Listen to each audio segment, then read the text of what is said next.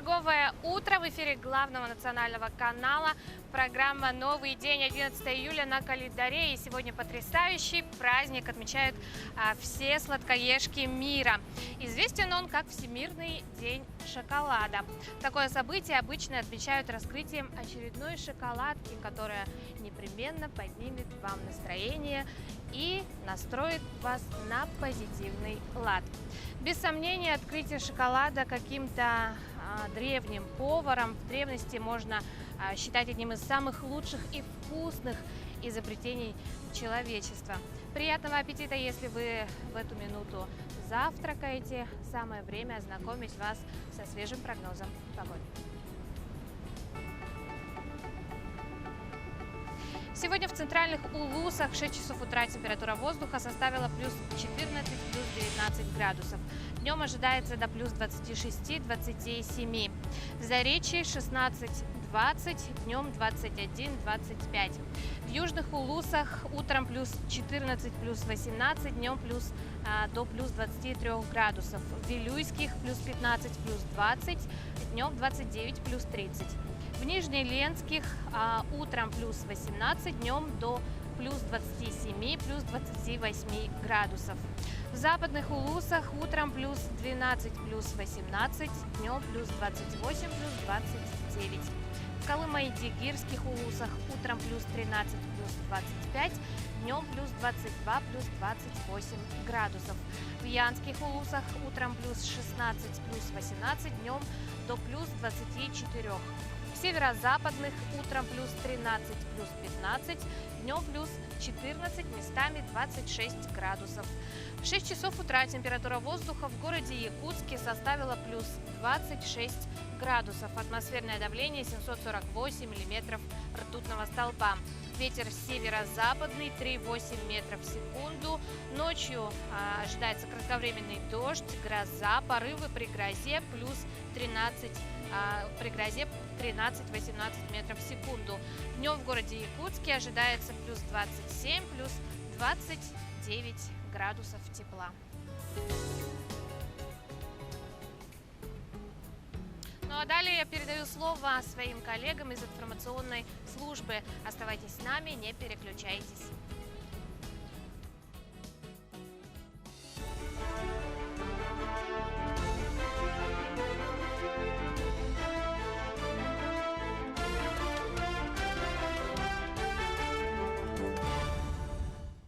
Здравствуйте, в эфире новости, в студии Юлия Великодная. Сервис обжалования штрафов за нарушение правил дорожного движения разрабатывается в России. Приложение будет доступно пользователям единого портала госуслуг. Ранее в декабре спикер Совета Федерации Валентина Матвиенко заявила о необходимости предоставить водителям возможность автоматически в электронном виде оспаривать неверно выписанные штрафы. Спикер отметил, что видеокамеры могут ломаться, некорректно работать из-за погодных и других условий. Однако при этом штрафы за зафиксированные нарушения рассылаются в автоматическом режиме. Железные дороги Якутии планируют в конце июля начать пассажирские перевозки со станции Нижний Бестях. В стоимость билета может быть включена перевозка из Якутска до места отправления поезда и в обратном направлении до речпорта. Летом по реке пассажиров планируют перевозить на судах. Зимой начнет действовать автобусный маршрут по Зимнику. Дополнительная плата к железнодорожному билету составит 200 рублей в зимний период и 250 в летний, с учетом речной логистики. Продажа билетов пока не началась, но уже разработаны ориентировочные тарифы. В состав проезда включены купейные и плацкартные вагоны, а также вагон-ресторан.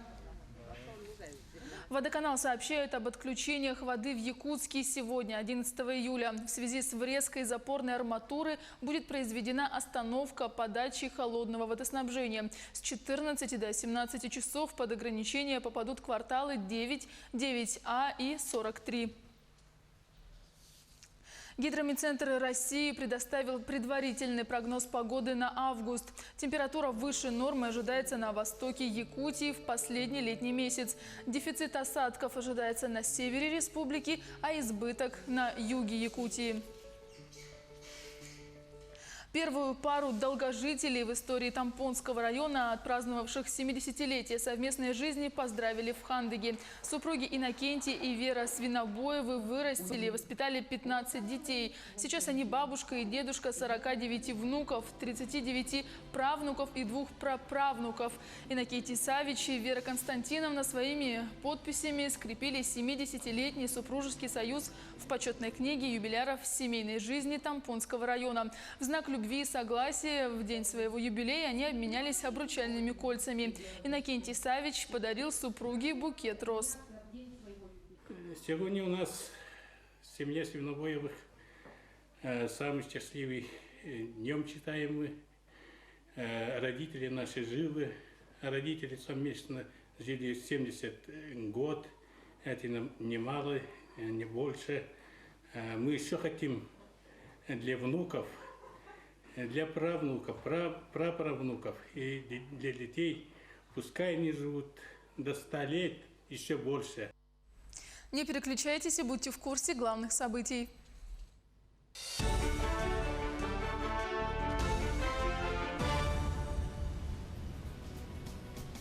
Доброе утро, мы продолжаем наш эфир.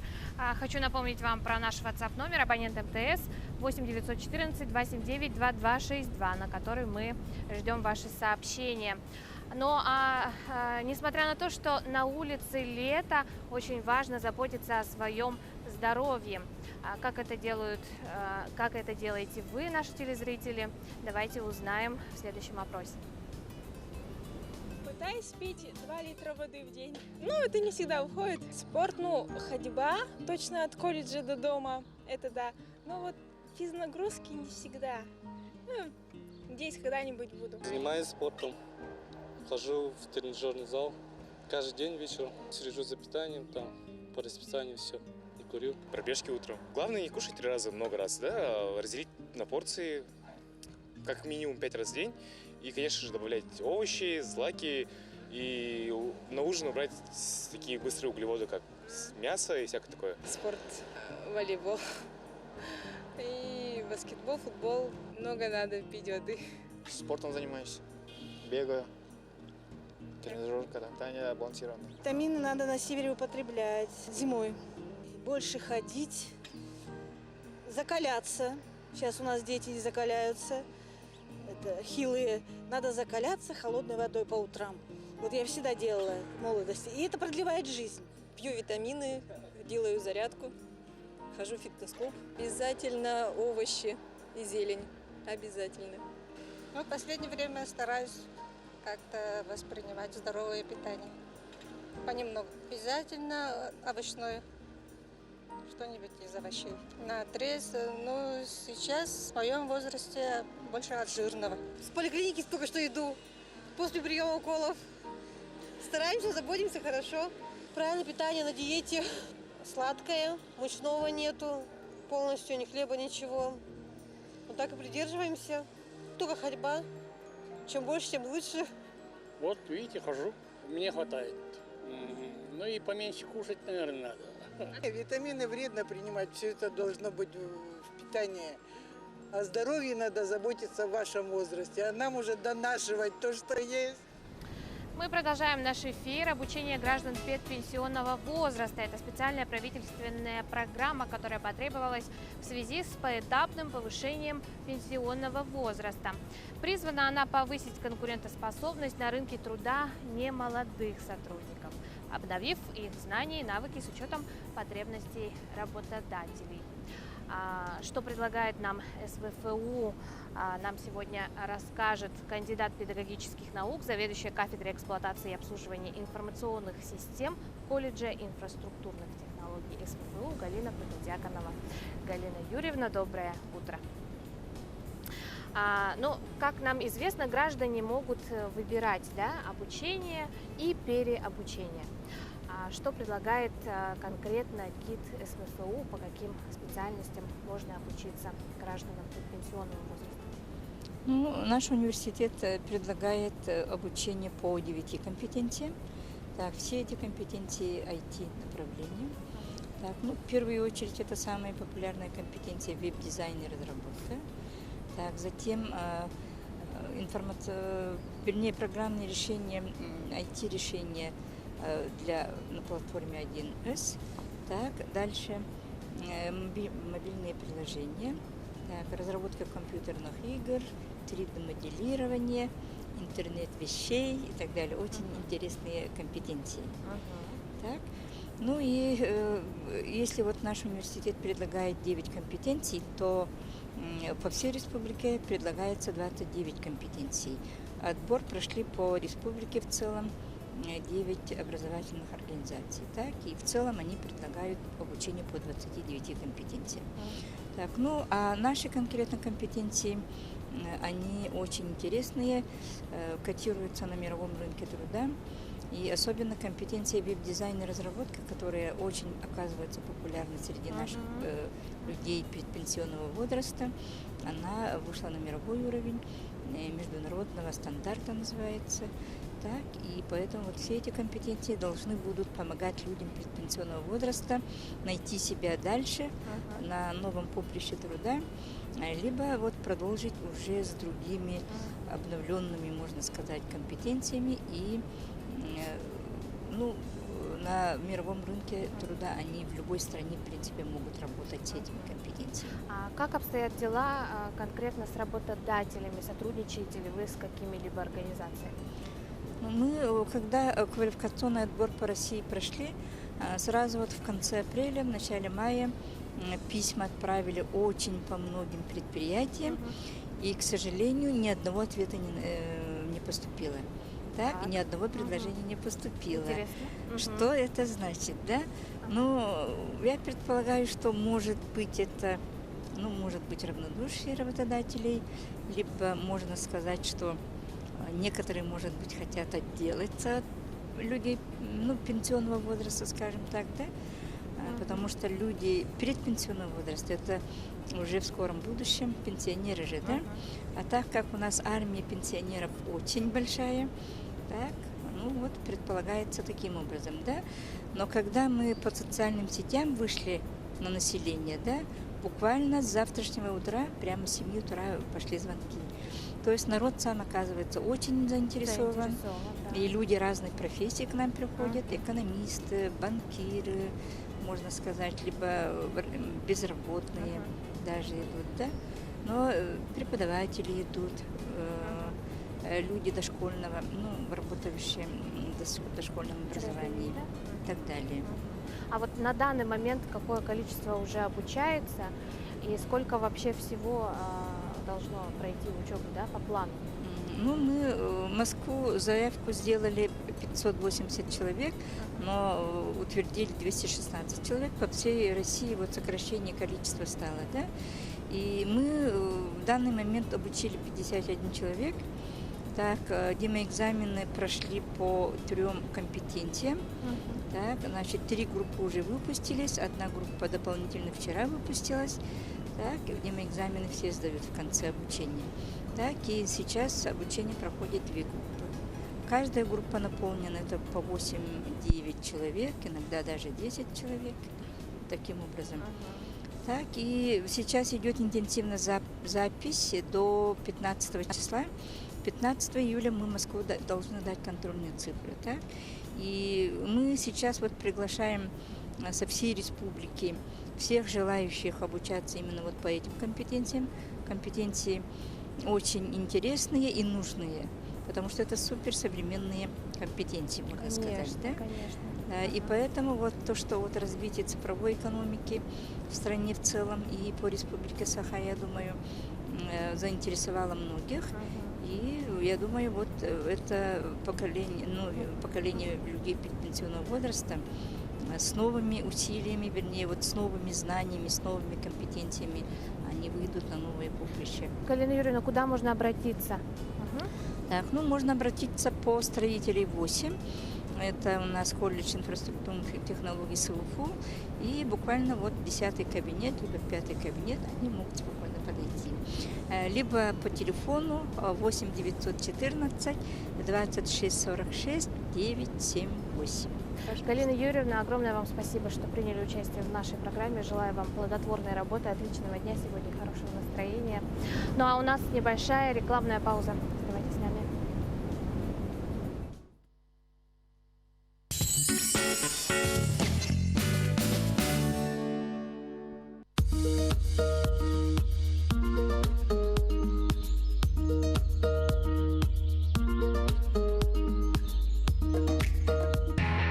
Ищете дом своей мечты или хотите быстро продать квартиру? Тогда вам прямая дорога в агентство недвижимости «Промегаполис». Команда профессионалов быстро, выгодно и безопасно поможет решить все вопросы, связанные с покупкой и продажей недвижимости. Дорогие гости и жители города Якутска, приглашаем вас на летнюю ярмарку недвижимости, которая состоится 13 июля.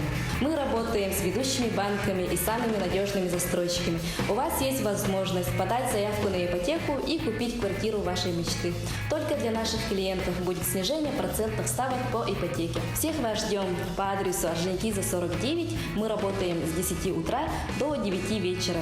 И помните, мы знаем секретные тропы.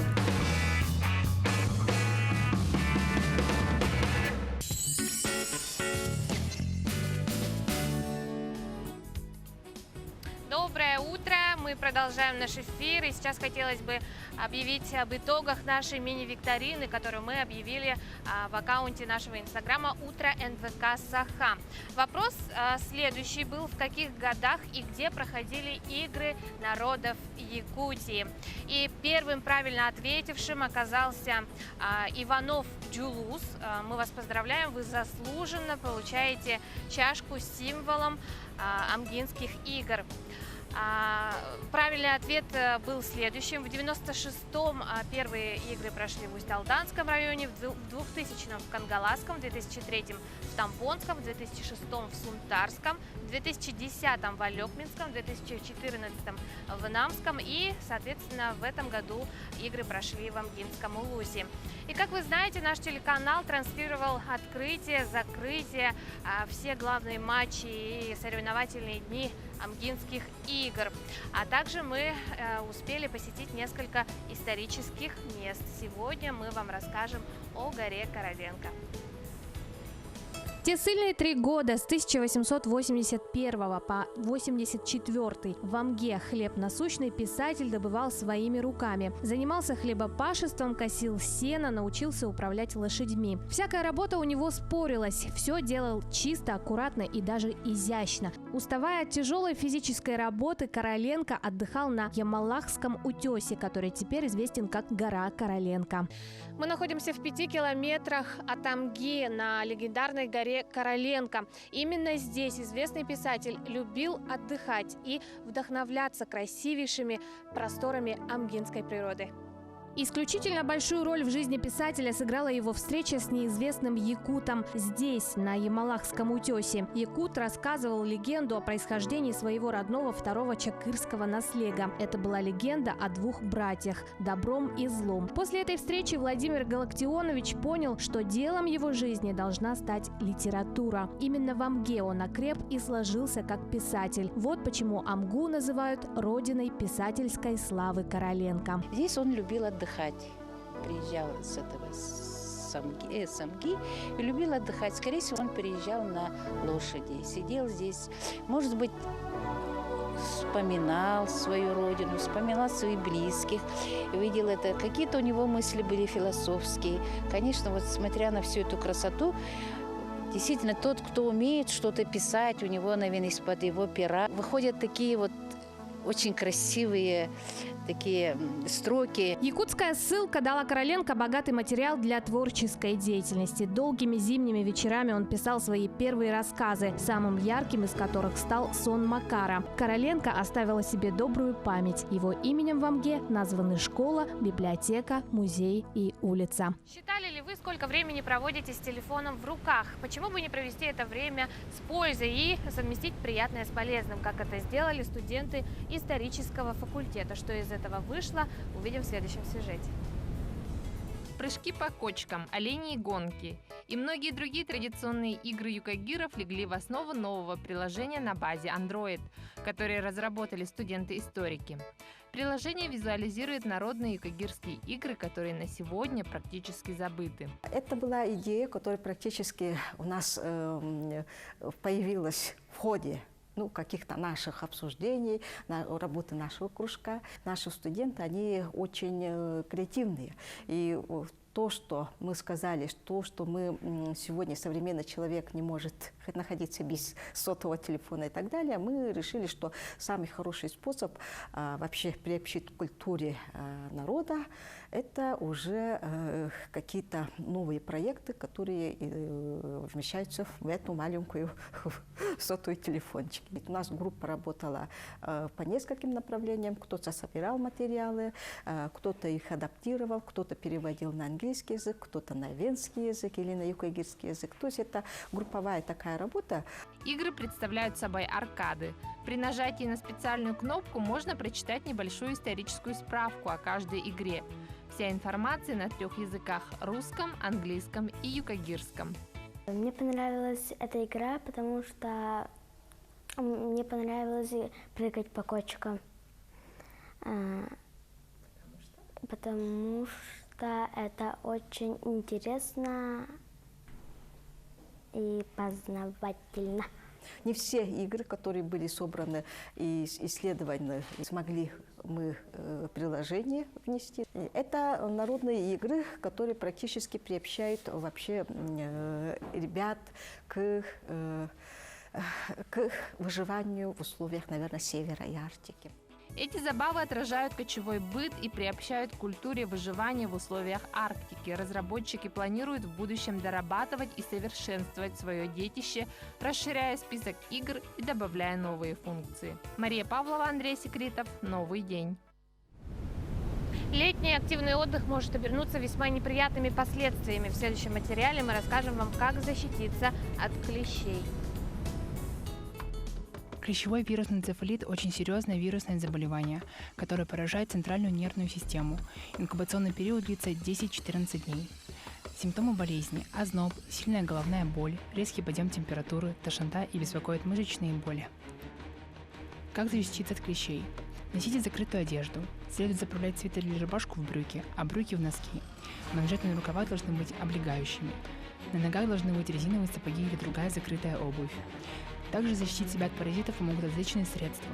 Препараты разделяют на 3 группы. Акарицидные уничтожают паразитов, репеллентные отпугивают насекомых, комбинированные убивают и отталкивают паразитов.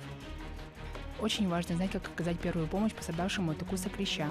Сам укус заметить очень сложно, так как клещ впрыскивает слюну, которая содержит обезболивающее.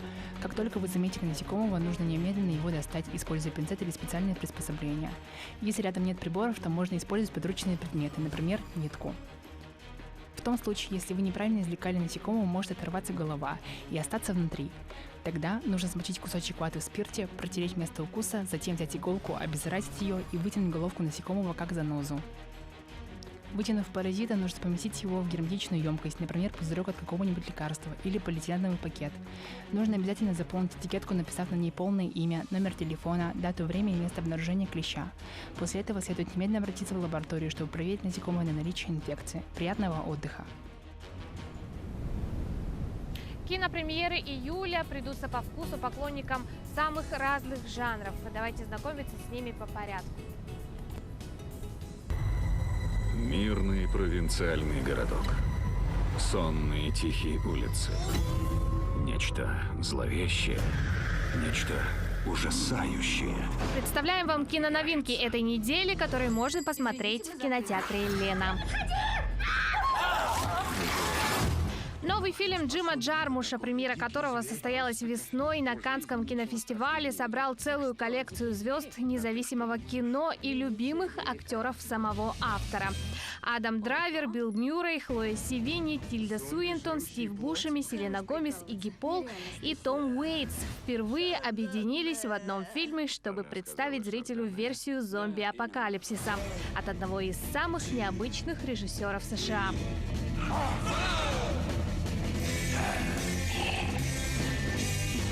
Добро пожаловать в мой мир, зомби. Мнения зрителей и критиков по поводу комедийного хоррора от Джармуша разделились примерно поровну. Но главное, что от фильма можно смело ожидать оригинальности в давно исследованном жанре и искрометных актерских работ. Простите, сэр. Неплохая нарезка. Ты где успел так руку набить? Это было давным-давно, в далекой-далекой. В кино с 11 июля. Хоть бы хороший клиент. Эй! Убер? Да. Будь приветлив. Я Стю. Здравствуйте. В Комптон. Полиция. За последние несколько лет Uber так плотно вошел в нашу жизнь, что появление комедии о самом популярном сервисе такси было лишь делом времени.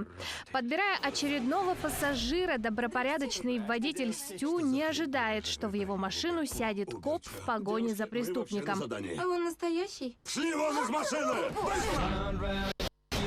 Мы что, на задании? Надо навестить друга. Держи. Нет, я не возьму его. Заказ окажется не из простых, ведь в этот раз Стю предстоит не просто отвезти своего проблемного пассажира до места назначения, не потеряв при этом высокий рейтинг, но и умудриться сохранить свою жизнь. Прям в ногу ему попал. Молоток с почином тебя. Ты меня пугаешь, Стю, но это мне по кайфу! Откуда вы знаете моего отца? У меня идея! Я брошу в них баллон с пропаном, ты стреляй, и их тачка взорвется! Он похитил меня. Эй, что, тебе челюсти? Именно! Сделаем все как в фильме! Ты готов? Мы убили людей. Давай!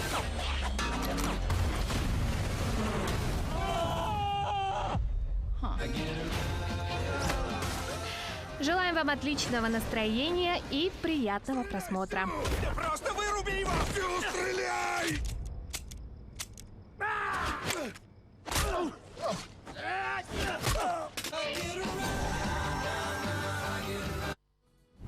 На этом я с вами прощаюсь. Увидимся с вами завтра. Отличного дня.